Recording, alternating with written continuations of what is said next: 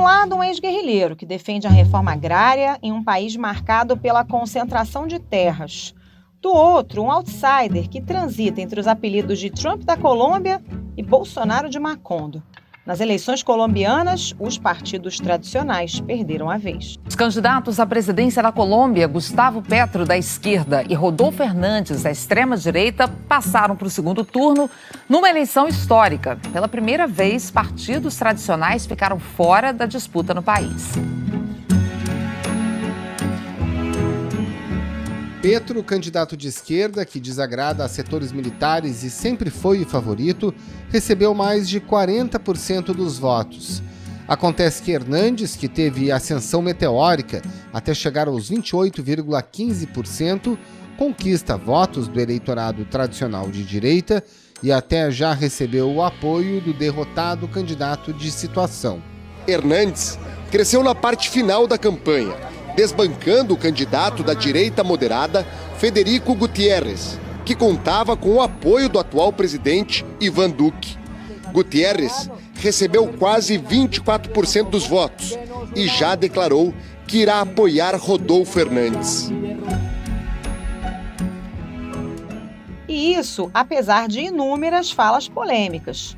Mas qual é o discurso que conecta o surpreendente populista de direita ao eleitorado da Colômbia? Es polémico y le gusta serlo. Cultiva un estilo directo, con lenguaje básico y un discurso sencillo y populista. Yo me defino como Rodolfo Hernández, un ingeniero que quiere sacar los ladrones del gobierno. Eso es todo.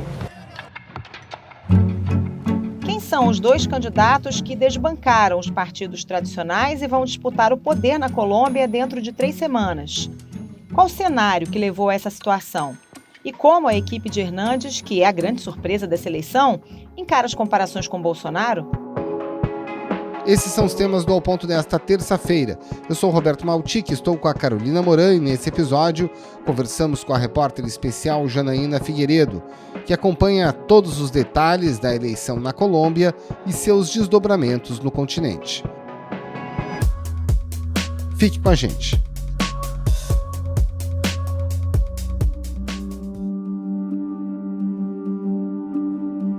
Janaína Figueiredo tem uma certeza nesse segundo turno na eleição da Colômbia, a garantia de que não teremos mesmice, não é mesmo?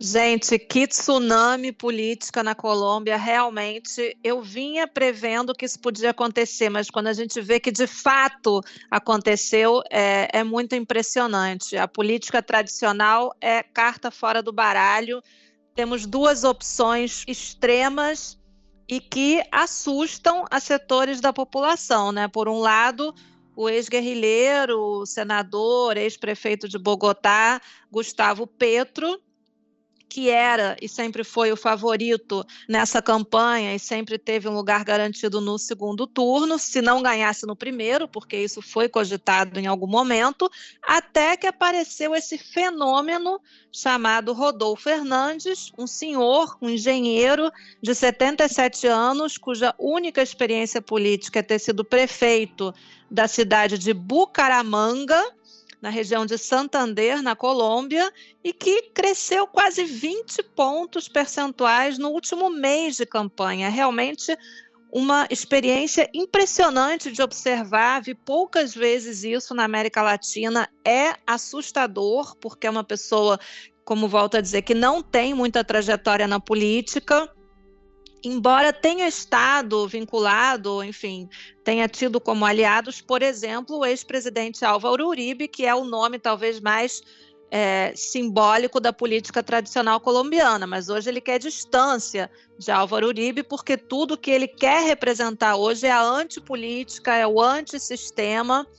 Então ele é realmente uma grande incógnita, porque ele não apresentou um programa de governo muito detalhado, fala basicamente em combater a corrupção, os privilégios da classe política, enfim, fazer os colombianos sorrirem de novo, em que as pessoas conheçam o mar, as que não conhecem, esse tipo de promessas, e muito focado nas redes sociais. É uma campanha concentradíssima nas redes sociais, principalmente TikTok e Instagram, um pouco de Twitter também, mas principalmente as redes onde você faz aqueles vídeos curtos que têm tido assim visualizações muito amplas e que fizeram a diferença claramente nessa campanha colombiana. No discurso do último domingo à noite, Petro, que ficou em primeiro lugar, mas com o susto de ter que enfrentar Hernández no segundo turno, disse: olha, a gente não combate corrupção no TikTok. Acho que foi uma maneira dele reconhecer, mesmo tentando minimizar e até menosprezar, porque Petro é um acadêmico, uma pessoa, enfim, culta, tudo que Hernández não é. Ele reconheceu, de certa forma, que as redes sociais estão no centro da cena dessa campanha colombiana. Então, realmente é uma campanha muito interessante. Acho que para nós brasileiros é importante de acompanhar. E o desfecho dessa disputa é absolutamente incerto. Ô, Janaína, se justificam as comparações do Rodolfo Fernandes com o presidente Jair Bolsonaro? Ele também está sendo chamado de Trump na Colômbia, né? O novo Trump. Você citou já essa questão da campanha super bem sucedida nas redes sociais. Não deixa de ser um ponto em comum com a história do Bolsonaro aqui no Brasil. Olha, ele é chamado de Trump colombiano. Tem gente que o compara com Bolsonaro, tem gente que lembra de Alberto Fujimori na década de 90 no Peru, mas indo mais para os tempos atuais, eu vejo semelhanças sim, embora hoje muita gente acha que, enfim, que cada país tem suas experiências e suas próprias particularidades. Hernández é muito esperto nesse aspecto, né? Ele jamais menciona Trump nem Bolsonaro e tenta se mostrar como um fenômeno tipicamente colombiano e que não tem nada a ver com essa nova rede de direita global ou internacional. Mas eu acho que a utilização das redes é um aspecto comum em todos esses líderes de direita da região e do mundo. Ele, por enquanto, não se mostra alinhado. É diferente, por exemplo, do próprio Bolsonaro, que, enfim, não esconde sua admiração e sua amizade com o ex-presidente Donald Trump, ou como foi o caso no Chile, do candidato que perdeu finalmente, José Antônio Kast, que falava abertamente de sua admiração e sua proximidade com Bolsonaro e com Trump. Hernández não menciona líderes de outros países na sua candidatura, na campanha, em seus discursos. Política internacional está totalmente ausente da campanha, do projeto e de tudo que ele diz que é pouco, que é muito repetitivo, enfim, não é nada profundo nas redes sociais. Eu conversei com o estrategista da campanha dele, que é um argentino, e que me disse que não tem nada a ver, que Hernández enfim, é muito diferente de Bolsonaro. Perguntei especificamente, porque, segundo ele, Hernández é o que você vê nas redes sociais. Ele é assim, ele é um homem de campo, que vem de uma família pobre, que enriqueceu basicamente por seu trabalho como engenheiro. Ele, na década de 90, construía casas para setores populares, que financiava em 100 parcelas, com juros baixíssimos, e que é isso mesmo, ele é um cara, e reconhece, é um cara que não é culto, que, segundo o estrategista, disse que admirava Hitler, mas no fundo quis dizer Einstein e confundiu Einstein com Hitler. Que eu sou seguidor de um grande pensador alemão, que se chama Adolfo Hitler. Como así, alcalde? Escuche, en las recomendaciones que da, no pretenda que las cosas cambien si siempre hacemos lo mismo. E ele é isso mesmo, é uma pessoa, assim, de certa maneira até um pouco ignorante, isso dito pelo estrategista. E, por outro lado, ele diz, não, Bolsonaro, para mim, sim, é uma construção. Foi construída uma imagem para vencer a eleição de 2018 e hoje é construída outra imagem. Então, eu acho assim, eu vejo algumas semelhanças, principalmente na utilização das redes sociais, como eu dizia antes, mas é um pouco cedo também, até pela pouca informação que a gente tem sobre Hernández e suas articulações fora da Colômbia, para dizer até que ponto ele pode ser chamado de o Bolsonaro colombiano, ou se ele vai, inclusive, se aproximar de Bolsonaro. Eu acho que é uma coisa a ser observada, é um fenômeno muito interessante, que eu acho que mostra principalmente um cansaço da população, de grandes setores da população colombiana, com o sistema e os partidos tradicionais que vêm governando a Colômbia nas últimas décadas, com um modelo profundamente desigual, onde elites concentram uma porção importante da riqueza e do poder econômico do país. Eu acho que é basicamente um cansaço que, obviamente, se acentuou com a pandemia e com os estragos em termos de desigualdade, de crise social causados pela pandemia, e muita gente na Colômbia está cansada de mais do mesmo, quer uma mudança. Agora, eu acho que não sabem muito bem o que querem. E o que Hernandes conseguiu, e o estrategista dele me explicava, é conectar com esse sentimento, com essa insatisfação, com essa frustração e com esse desejo de mudar, de certa maneira, de chutar o balde e fazer, enfim, dar uma guinada radical na história do país. Agora, falar um pouquinho do Gustavo Petro, né? Eu estava lendo aqui alguns articulistas da Colômbia assustados muito com o perfil justamente do Hernandes, né?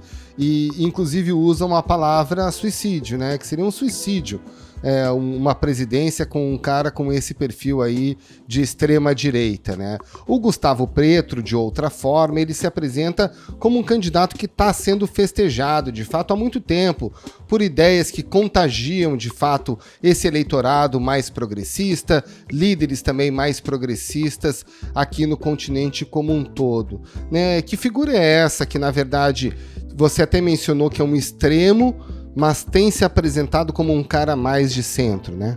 É bom a gente lembrar, Maltic, que essa é a terceira candidatura do Gustavo Petro. Obviamente, ele já tem aí um aprendizado em termos de campanhas eleitorais, ele já foi derrotado algumas vezes. Então, ele foi se moderando, né? O Gustavo Petro é um ex-guerrilheiro do movimento M19, participou de ações armadas do movimento, isso é reconhecido por ele publicamente, e depois ele entrou para a política, foi prefeito de Bogotá, foi senador e já foi, essa é a terceira, volto a dizer, candidatura presidencial dele. Muita gente ainda tem pânico de Gustavo Petro e do que ele possa significar, principalmente por esse passado de guerrilheiro, mas também pela sua aliança e proximidade, por exemplo, com o chavismo na Venezuela. Não podemos esquecer que a Colômbia é vizinha da Venezuela, tem dentro do país milhares de refugiados venezuelanos e sabe perfeitamente, melhor do que muitos de nós, o que é a Venezuela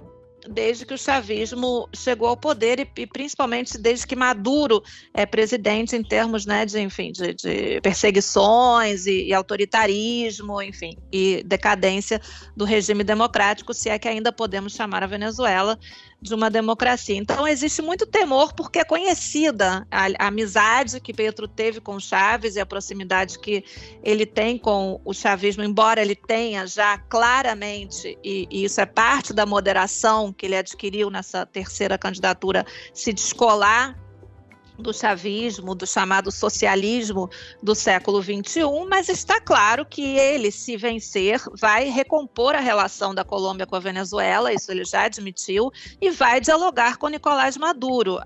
Até onde isso vai chegar, ninguém sabe, mas isso causa pavor pelo que a Venezuela representa hoje, não só para a Colômbia, mas para a região e para o mundo. Então existe muito temor sobre até que ponto esse governo de esquerda vai representar um extremo, né? Vai chegar a extremos que nunca aconteceram. A Colômbia nunca teve um governo de esquerda, e muito menos com o chavismo ali do lado como vizinho. Petro claramente estaria alinhado com os países que hoje estão, por exemplo, excluídos da Cúpula das Américas, que teremos na semana que vem, Cuba, Venezuela e Nicarágua.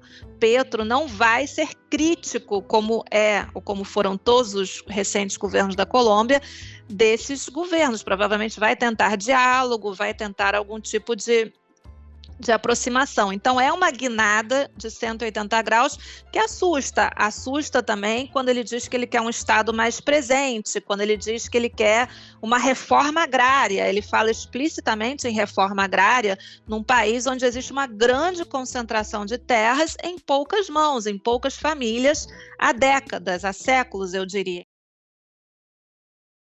Nosotros queremos invitar a toda la sociedad colombiana a hacer un cambio de verdad. un cambio hacia adelante, un cambio constructivo, un cambio que nos permita una era nueva, muito mais próspera. Então isso causa muito temor. Tem muita gente que acha que Petro vai expropriar terras, expropriar todo tipo de propriedades, enfim, que poderia haver reforma do sistema financeiro, que os ricos vão ter que pagar mais impostos. Ele tem um programa que claramente busca favorecer setores que até hoje estão excluídos em muitos aspectos da vida colombiana. Então isso assusta, porque seria realmente uma novidade muito grande. Não está claro até que ponto ele vai ter apoio para fazer tudo o que pretende fazer, porque ele não vai ter o controle do Congresso, embora na eleição de março passado a esquerda tenha ampliado seus espaços. Então eu acho, para terminar, que Petro é uma figura claramente de esquerda, mas é uma esquerda moderada, não é o mesmo Petro de 3 eleições atrás. Ele é pragmático, ele conversa com os empresários, ele sabe que precisa do centro para chegar à presidência, que não chega apenas com a esquerda, e vai tentar negociar acordos com o centro e com a política tradicional, porque ele precisa desses apoios se finalmente quiser se tornar ou ter chances de se tornar presidente. Janaína, a candidata a vice do Petro tem se destacado bastante nesse processo eleitoral, né? Quem é ela e por que esse destaque na campanha? Sim, a Francia Márquez realmente, acho que é um símbolo um pouco da campanha do Petro. É uma mulher, é negra, é uma ativista social, defensora dos direitos humanos, que vem, ela tem uma origem muito humilde, muito pobre, e foi escolhida candidata a vice-presidente porque ela foi a segunda mais votada na eleição interna do Pacto Histórico, que é a aliança de esquerda do Petro, surpreendendo muita gente, inclusive o Petro, e conseguindo mais votos do que os candidatos de direita e de centro nas suas próprias eleições internas. Então Petro foi basicamente obrigado a escolher Francia como sua companheira de chapa. E ela tem sido também um fenômeno, acho que agora ofuscado pelo Rodolfo Hernandes, mas não deixa de ser um fenômeno importante, interessante. Seria a primeira vez que uma mulher, negra ocuparia a vice-presidência da Colômbia. Seus críticos e adversários dizem que ela tem vínculos com a guerrilha, com o Exército de Liberação Nacional, a ELN. Ela nega esses vínculos. Ela foi muito atacada nessa campanha eleitoral. Inclusive tem um jornal digital na Colômbia que criou um medidor de racismo na campanha eleitoral. Mediram a quantidade de ataques racistas. Ela foi com certeza a mais atacada, mais de 500 ataques racistas contra a França. Não podemos esquecer que a Colômbia é um país ainda profundamente conservador, ainda profundamente machista.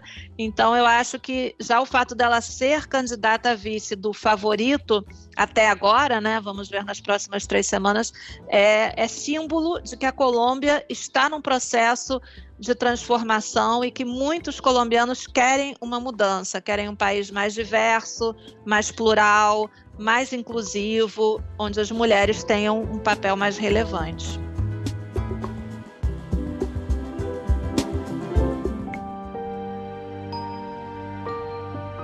Janaína, tem um destaque nessa eleição da Colômbia que você já mencionou, que a esquerda nunca teve um presidente. Como se explica esse fato? Porque a gente sempre viu aqui na América Latina, nos próprios Estados Unidos, essa alternância de poder. Mas na Colômbia a coisa é um pouco diferente. Isso tem a ver com as Farc, com a atividade guerrilheira que atravessa décadas no país? Olha, Maltica, eu acho que você apontou para o lado certo. Eu acho que o fato da Colômbia ter tido por mais de 50 anos uma guerra, as Forças Armadas Revolucionárias da Colômbia, isso impediu, de certa maneira, que qualquer liderança de esquerda pudesse chegar ao poder, porque ela era automaticamente relacionada, vinculada às Farc, que sempre foram vistas como, digamos, o grande inimigo da paz, da sociedade, enfim, de grandes setores da sociedade colombiana. O próprio Petro, eu conversava com muitos analistas nas últimas semanas e eu perguntava por que dessa vez o Petro pode ganhar de fato, ele tem reais chances de chegar ao poder, e muitos me diziam porque depois do acordo de paz de 2016, Na campanha de 2018, quando ele foi derrotado pelo atual presidente Ivan Duque, a questão da paz ainda estava muito presente, e o fato dele ser um ex-guerrilheiro ainda pesava muito negativamente. Ele acabou sendo derrotado. Nessa campanha de 2020, de fato, a questão da paz, do acordo de paz, não está presente na campanha, não se fala sobre isso.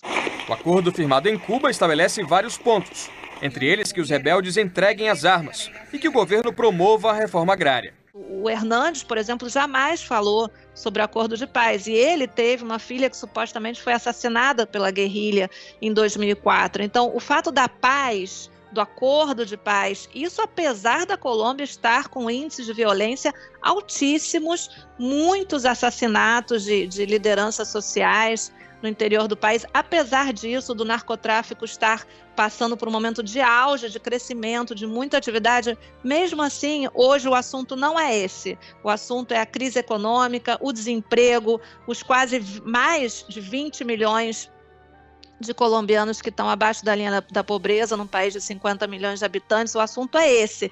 Então, nesse contexto, a paz, a guerrilha, a guerra, tudo isso saiu de cena. Isso eu acho que é um fator muito importante para entender por que a esquerda, e uma esquerda, volto a dizer, mais moderada, mais pragmática, que conversa com diversos setores e que oferece um país mais justo e menos desigual, ganhou muito espaço e não está lutando nessa campanha contra o preconceito de é uma esquerda aliada com a guerrilha, é uma esquerda ligada às Farc. Isso não está na agenda nessa campanha e é uma diferença fundamental.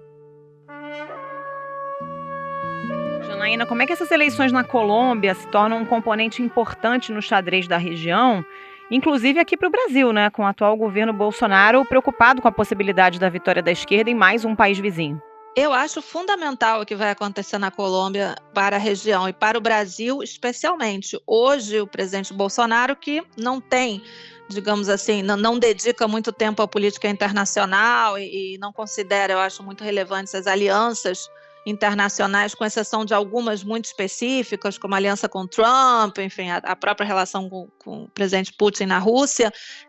Ele tem pouquíssimos e conversa com poucos presidentes, tem poucos amigos, aliados na região, e o presidente Ivan Duque é um deles. Duque esteve no Brasil visitando Bolsonaro em outubro do ano passado. Com exceção de Duque, são realmente pouquíssimos, para dizer nenhum, não existe outro presidente com o qual o Bolsonaro possa dizer que está alinhado e que publicamente defenda a gestão de Bolsonaro. Eu fiz uma entrevista com o Duque no ano passado e o título dessa entrevista foi "Não podemos e não devemos isolar Bolsonaro". Foi um pedido ao mundo para não isolar o presidente Jair Bolsonaro. Se a esquerda chegar ao poder na Colômbia, eu acho que isso muda muito, porque o presidente Bolsonaro já perdeu o aliado que tinha muito forte, principal nos Estados Unidos, que foi o presidente Trump.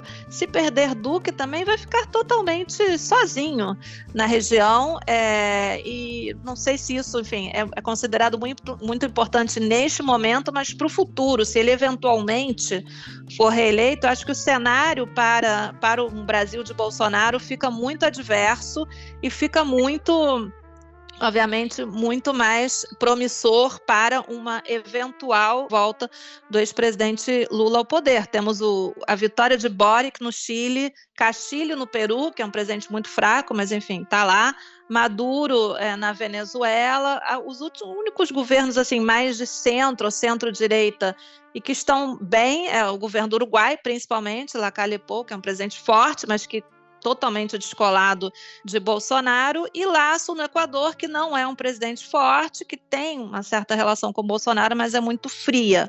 Então eu acho que a Colômbia, que é um dos países mais importantes da região e que em algum momento formou um triângulo, né? Washington, Bogotá, Brasília, muito forte, um triângulo que tentou forçar uma saída de Nicolás Maduro do poder na Venezuela e não conseguiu.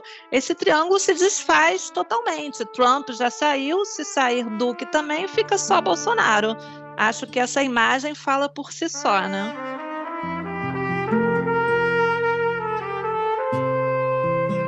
Janaína Figueiredo, muito obrigada pela participação. Bom trabalho para você. Muito obrigado, Jana. Um grande abraço. Eu que agradeço mais uma vez. Um prazer conversar com vocês. Um abraço.